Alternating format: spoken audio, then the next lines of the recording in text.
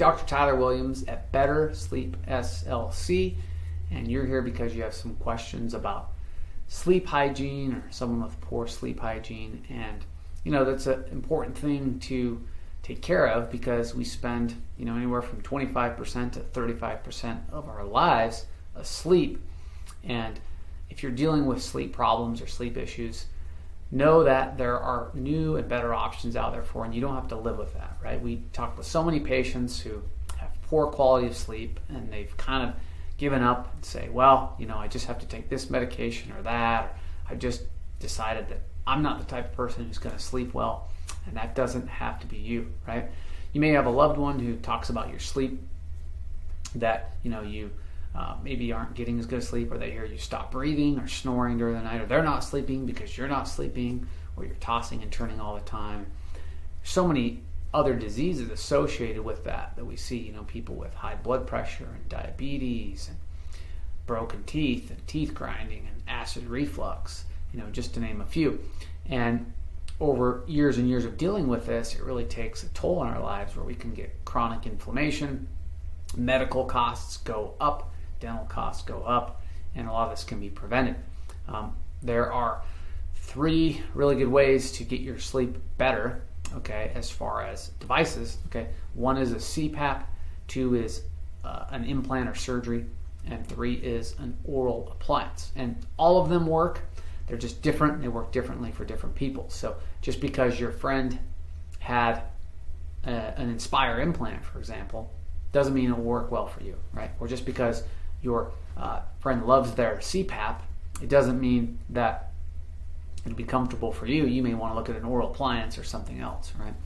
And our mission is to really change the way that people in our community sleep, because so many people deal with this problem. Millions and millions of Americans report bad sleep, and millions more have problems they don't even know about.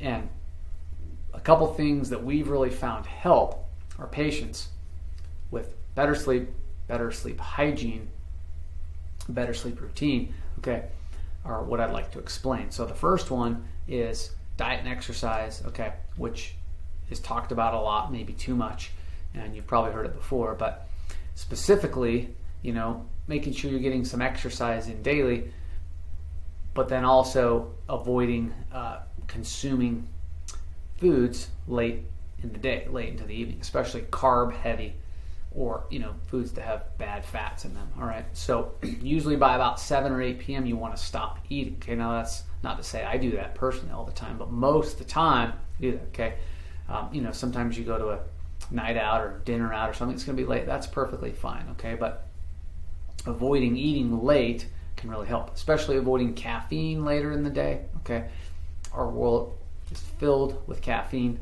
caffeinated drinks, beverages, coffee, sodas, energy drinks, and the later in the day you drink that, the more it's likely to disrupt your sleep. So really after 2 or 3 in the afternoon, you want to avoid caffeinated drinks. All right.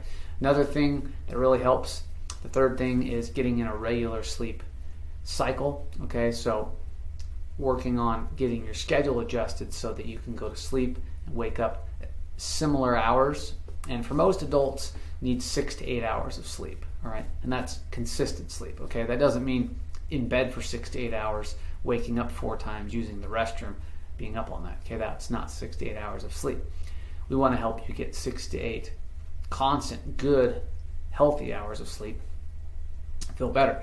Okay, the fourth thing is if you have other conditions, okay, a lot of these may be improved or maybe even resolved in some cases with improving your sleep, but taking care of those as well. All right. The fifth one is your teeth, okay, or if you have TMJ or jaw issues, okay. Our area of expertise is oral appliances for sleep, as well as TMJ and headaches, or trigger pain, migraines. A lot of those things are associated very, very closely. And so if you're suffering with, tight neck, radiating pain in the back of your head or in your scalp, forehead, headaches that move through the front of your head, okay, jaw pain, TMJ, all right, getting your sleep treated can help with that dramatically, but also there are therapies that we do, such as trigger points, that can really help those pains go away, calm down. And as a side effect, if you have wrinkles or square jawline you don't like, or maybe the way your face is shaped, we can help improve that for you as well as part of your sleep. So those are just a few things, 4 or 5 things that can really help you sleep, get some better hygiene. Okay. The 6th and final one, okay, is drinking water more regularly. All right, because so many of us don't consume enough water. Okay, and if you drink water throughout the day, not too late in the day, you shouldn't have to wake up a whole bunch at night to go to the restroom. In fact, diet drinks with sodium, those cause us to have to go to the restroom more, whereas water doesn't as often because our bodies are made of water. They need water, and we stay hydrated. All right. If you're having problems with, snoring, not breathing well, sleeping on your side is typically more hygienic for a lot of reasons. It prevents dry mouth, which can damage and rot your teeth. It also helps prevent your tongue from falling back, which can worsen snoring. So hopefully these tips have been helpful. If you'd like more information on sleep solutions options for you, you can call or text us at the number below, and be happy to provide you with a consultation where we can go over those options face to face. We also have a new book out called Sleep Like You Mean It. We have a few copies of that available, and that goes through everything you can do in depth, way more than we can cover in this video, that will help you start sleeping better today. So thanks for watching, and we'll catch you on the next one.